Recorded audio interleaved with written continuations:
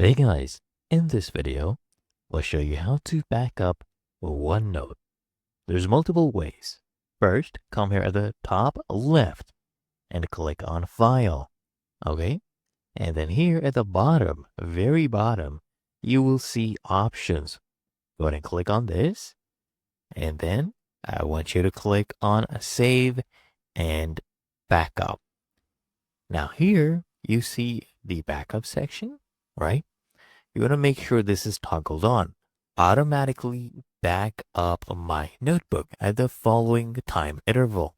If you want, you can set it at a shorter interval, let's say 1 minute or even, 1 hour. So every 1 hour, they will automatically back up your notebook. Okay. And here, if you toggle this one on, it'll back up, the notebook stored on OneDrive and SharePoints. And you can also set the number of backup copies you want to go ahead and keep. Now, what you can do is you can have a quick note section on your PC, right? You can also have a backup folder on your PC as well, so it continuously backs up on your PC, right? And this one is the default notebook location, okay?